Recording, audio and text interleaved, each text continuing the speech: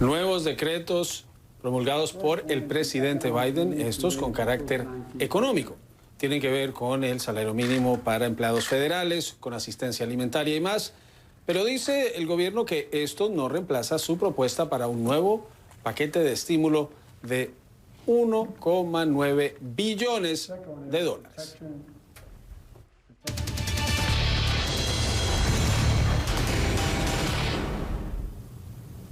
Y en medio de la compleja situación política, las tensiones entre demócratas y republicanos, ya el presidente Biden tiene a su primer miembro de gabinete confirmado. Se trata del general retirado Lloyd Austin, quien es ya el secretario de Defensa de los Estados Unidos. Esto después de haber recibido una dispensa por parte de Cámara y Senado, porque se retiró de las fuerzas militares hace apenas 4 años y por ley tendría que haber esperado 7. Pero como le dieron esa autorización al general Jim Mattis, ahora se la dan a este general a quien el presidente Biden conoció cuando era vicepresidente y trabajaron temas sobre la presencia militar estadounidense en Irak y Afganistán. Pues ya el presidente Biden tiene su primer secretario confirmado y está también la directora nacional de inteligencia, pero le falta el resto del gabinete. La presidenta de la Cámara, Nancy Pelosi, habría acordado con el líder de la mayoría republicana en el Senado, Mitch McConnell, enviar el artículo de impeachment o juicio político contra el presidente Trump al Senado este lunes, el que viene. Si eso se da, y es que hay unas negociaciones de las que vamos a hablar, el juicio tendría que comenzar el martes. Los republicanos del Senado habían pedido esperar unas 3 semanas, dijeron, para darle tiempo al presidente Trump de preparar su defensa. Esto mientras se va dañando lo que muchos consideraban era la posibilidad. Se va dañando un acuerdo, decían, de poder condenar al presidente. Los republicanos se están alejando de esa posibilidad. Un panorama político complejo.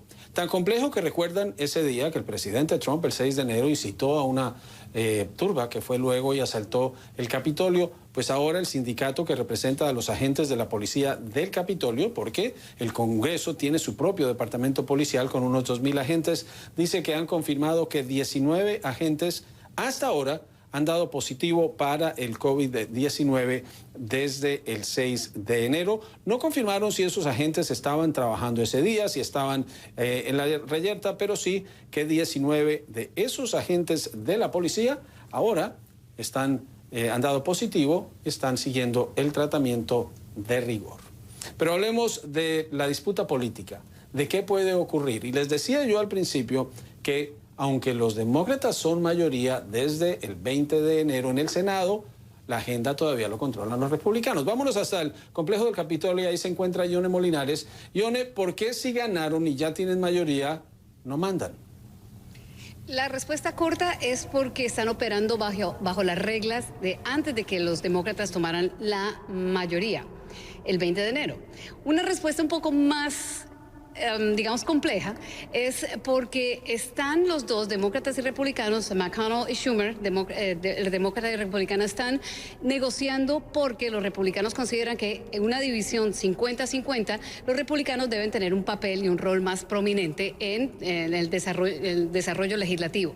Entonces, no han podido llegar a ese acuerdo y siguen entonces operando con las reglas del 19 de enero. Es decir, siguen presidiendo las comisiones y los republicanos son los que manejan la agenda de debate en el Pleno del Senado. Así están las cosas, pero el fondo es específicamente una demanda del líder de la mayoría, Mitch McConnell, o de la minoría ahora, Mitch McConnell, que dice que quiere utilizar este mecanismo del filibustero, quiere mantenerlo y los demócratas lo quieren abolir. Con eso se evitan que los republicanos le bloqueen muchas de las iniciativas a Joe Biden. Pues mira cómo está la situación y la pelea hoy en el Pleno. Aquí está.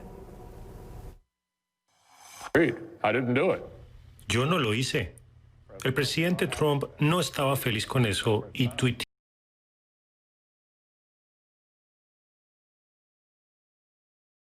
Entonces los demócratas lo usan constantemente y ellos tenían derecho. Ellos estaban felices de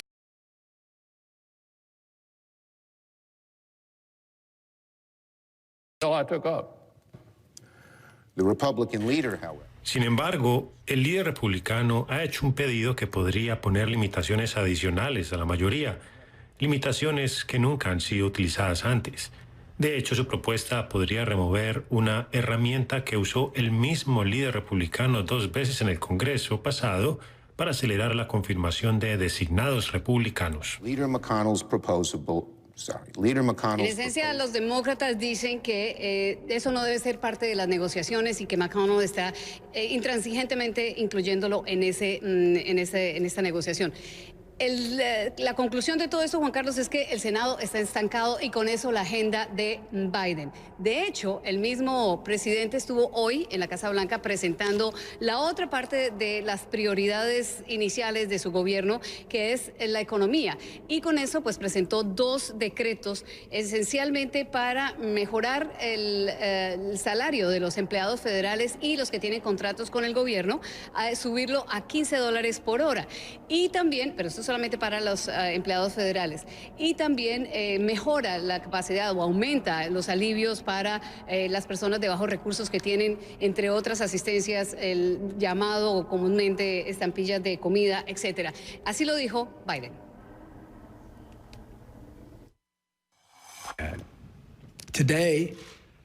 Hoy estaré firmando un decreto que conduce los esfuerzos de todo el gobierno hacia la ayuda para millones de estadounidenses que están sufriendo.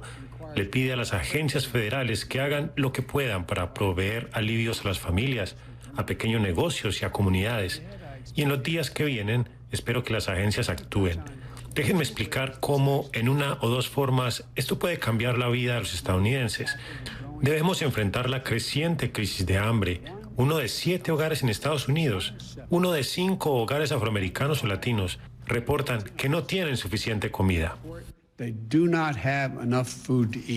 Pues entre otras medidas también, además de mejorar, digamos, ya el dinero que reciben las familias de bajos recursos para asistencia alimentaria, tiene también provisiones para proteger a los estadounidenses con problemas de desalojos en sus viviendas, también trata de trabajar en beneficios para aquellas personas que no se atreven a trabajar porque tienen problemas de salud que los puede hacer más vulnerables a COVID-19, etcétera.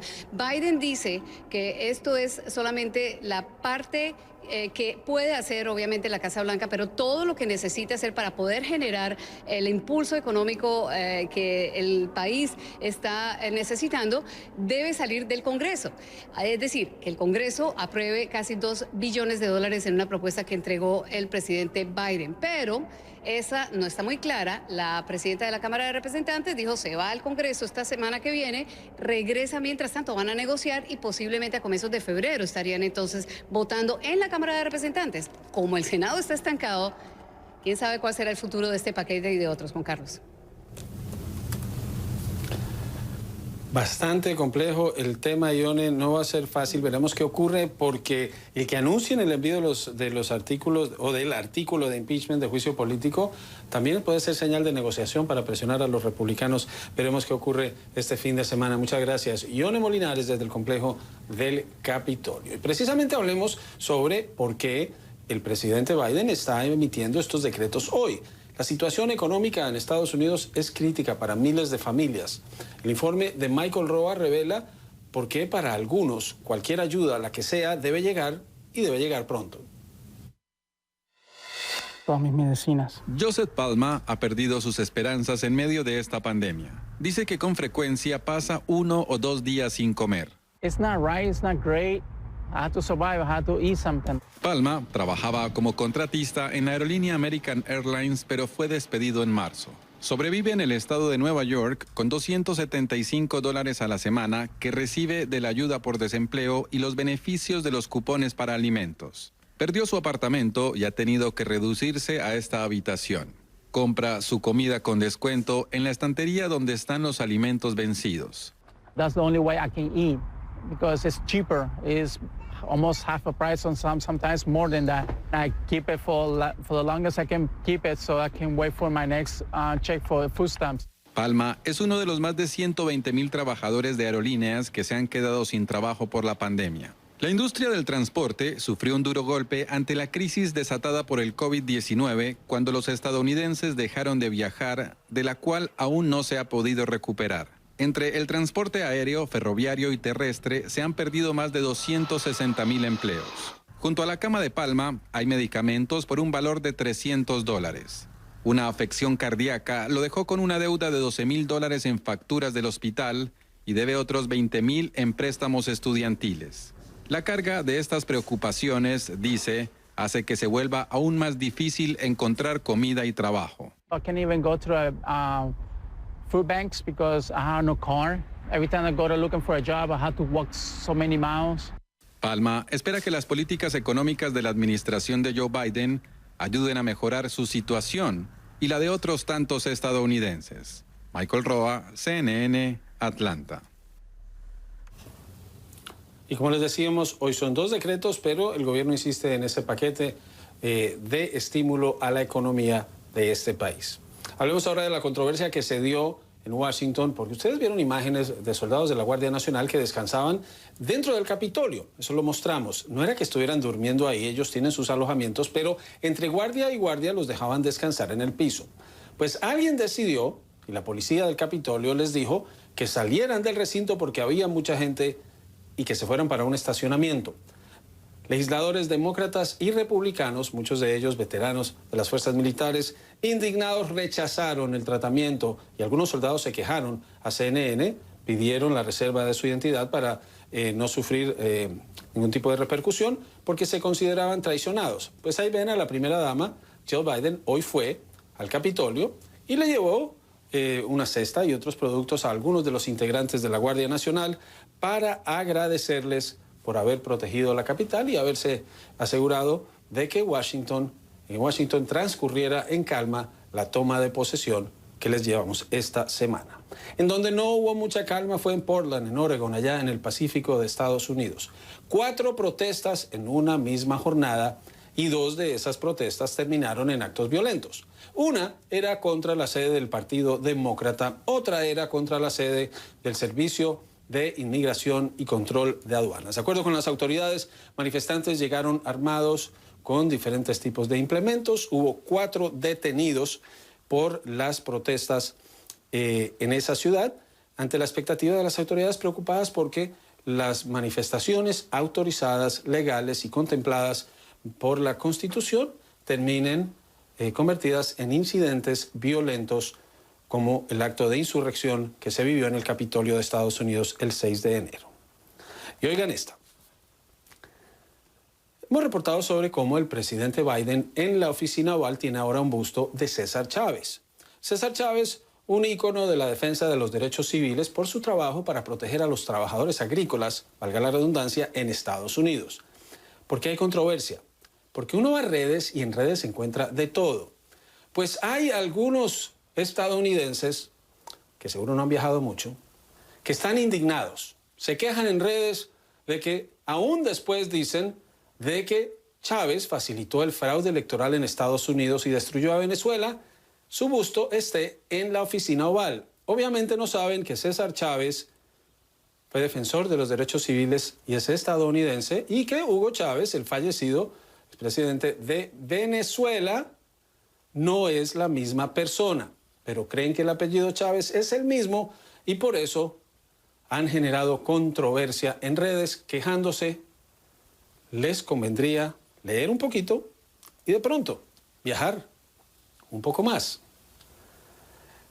Hablemos ahora de la relación entre Estados Unidos y México. Hoy la Casa Blanca confirmó que el presidente Biden sostendrá sus primeras conversaciones telefónicas como presidente con el primer ministro de Canadá, Justin Trudeau, y con el presidente mexicano, Andrés Manuel López Obrador. ¿Qué va a pasar con la relación entre ambos países, entre Estados Unidos y México? Porque los tres tienen una integración económica profunda. Veamos el informe de Belén Zapata sobre la expectativa ante la llegada de Biden a la Casa Blanca y la relación, lo que puede esperar, de Andrés Manuel López Obrador. Una de las incógnitas a desvelar con la llegada de Joe Biden a la presidencia de Estados Unidos es cómo será la relación bilateral con México en materia de seguridad.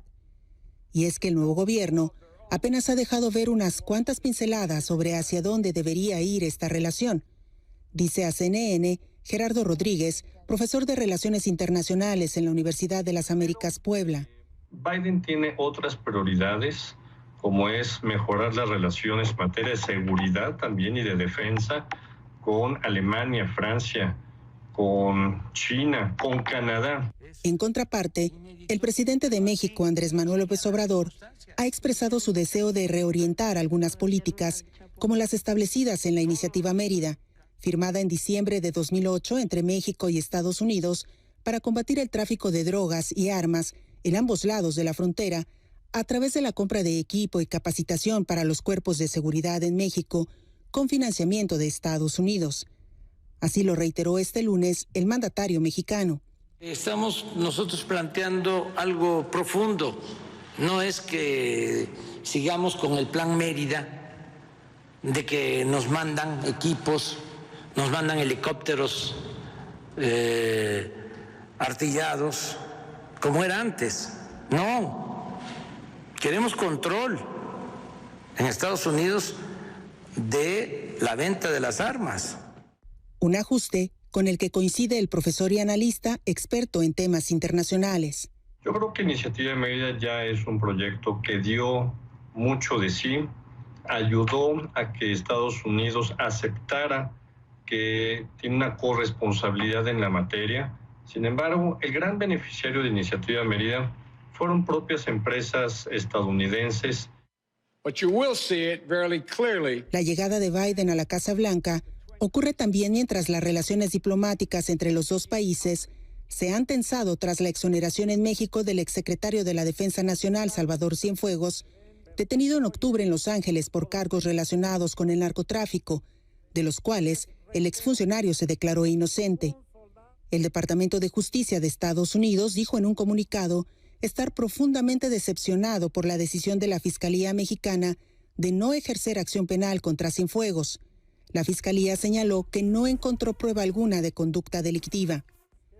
El presidente López Obrador ha desestimado esa reacción y asegura que aunque está decepcionado con el trabajo de la DEA, esta situación no altera la buena relación en materia de seguridad que desea tener con Estados Unidos y su próximo gobierno. Nosotros queremos mantener una muy buena relación con el gobierno de Estados Unidos y se va a mantener una muy buena relación con el gobierno de Estados Unidos, sobre la base del respeto mutuo. Luego de la detención de Cienfuegos en Estados Unidos, el gobierno mexicano propuso cambios a la Ley de Seguridad Nacional. La reforma que acota la actuación de las agencias de seguridad extranjeras en México fue aprobada en diciembre por el Congreso mexicano. Esta iniciativa sí está tensando mucho la colaboración que era bastante fluida entre las agencias de los dos países y estaremos entrando en un proceso de ajuste. En opinión de Rodríguez Sánchez, hay mucho por ver en esta relación bilateral en materia de seguridad. Advierte que seguirá como prioridad la captura de capos de la droga, el combate al tráfico ilegal del opioide sintético fentanilo y la actuación que tendrá México en el Consejo de Seguridad de las Naciones Unidas. Para CNN, Belén Zapata, Guadalajara, Jalisco. Este domingo, en el horario de Choque de Opiniones, les vamos a estar presentando lo más destacado de la toma de posesión de Joe Biden y de Kamala Harris este miércoles 20 de enero. Los esperamos, el horario de Choque de Opiniones, 9 de la mañana, hora de Miami, 6 de la mañana, hora de Los Ángeles. Repite 4 horas después la Biblia sobre la que juramentó Biden, que es la misma que utilizó como vicepresidente y también su hijo como fiscal de Delaware. Los esperamos.